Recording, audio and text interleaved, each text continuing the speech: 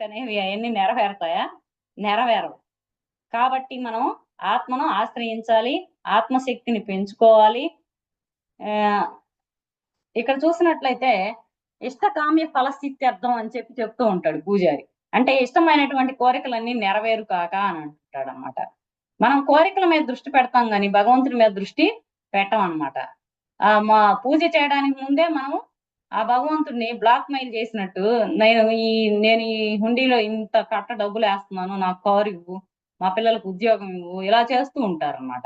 ఇలా చేస్తే అంటే మానవుడు ఎంత అజ్ఞానంతో ఉన్నాడనేది ఇక్కడ అర్థమవుతుందనమాట. అంటే ఇచ్చే ఆయనకి లంచాలిస్తున్నాడు.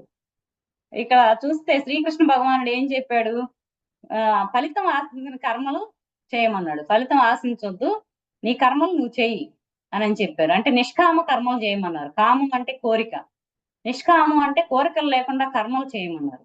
ఇక్కడ మనం కోరుకుంటే రాదు. ఏదైనా సరే మనము కోరుకుంటే ఎప్పుడు కూడా మనం పొందలేమనమాట. మనం చేస్తేనే వస్తది ఏదైనా. వశిష్ఠుల వారు చెప్తారు. చేసుకున్నవాడికి చేసుకున్నంత మహదేవ అంటారు. కోరుకున్నోడికి కోరుకున్నంత మహదేవ అని ఏ శాస్త్రాలు గూడా చెప్పలేదన్నమాట. కేవలం మనం ఆరోగ్యం బావుండాలి. ఆయురారోగ్య అష్టైశ్వర్యాభివృద్ధ్యర్థం అని చెప్పి ఇలా మంత్రాలు చదివించుకుంటూ తృప్తి పడుతూ ఉంటాం గుడికి వెళ్లి. కానీ మనం చేయవలసింది చేయాలి, పొందవలసింది పొందుతాం అన్నమాట. ఇంకా చెప్పారనమాట శ్రీకృష్ణ భగవానుడు భగవద్గీతలో ఇంకా కొన్ని శ్లోకాల ద్వారా మనకి కర్మణ్యేవాధికారస్య మా ఫలేషు తథాచన మా కర్మఫల హేతుర్భూః మాతే సంగోత్వ కర్మణి అన్నారు. కర్మలు చేయటం వరకే నీ వంతు. ఫలితం అనేది ఆశించొద్దు. అది భగవంతుడే ఇస్తాడనమాట.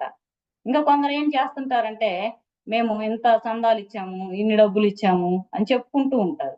కానీ ఎవరికీ చెప్పుకోవాల్సిన అవసరం లేదు. ఎందుకంటే తెలియవలసిన వారికి తెలిస్తే చాలు. ఆ భగవంతుడికి తెలుసు కదా! మనం చెప్పుకున్నంత మాత్రాన ఉపయోగం ఏమి ఉండదనమాట. కాబట్టి మనం చేసేటువంటి కర్మలు ఎలా ఉండాలంటే నిష్కామ కర్మలుగా ఉండాలి.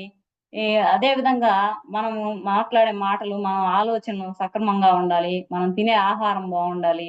ఇవన్నీ బావున్నప్పుడే మనకి కర్మల్లో చిక్కుకోకుండా ఉంటామనమాట. కర్మల్లో చిక్కుకుంటే ఏమవుతుంది? అదే పాప కర్మలైతే మనం అనారోగ్యము ఇవన్నీ వస్తాయన్నమాట. మంచి కర్మలు చేసినప్పుడు మన జీవితం అనేది బావుంటుందన్నమాట.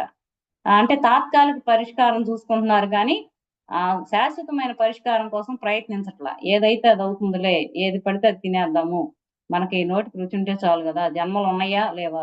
ఎవరు చూడబోయారు? ఇలా మాట్లాడుతూ ఉంటారు. కానీ ఈ జన్మలో చేసినవి 70% అనుభవిస్తాము.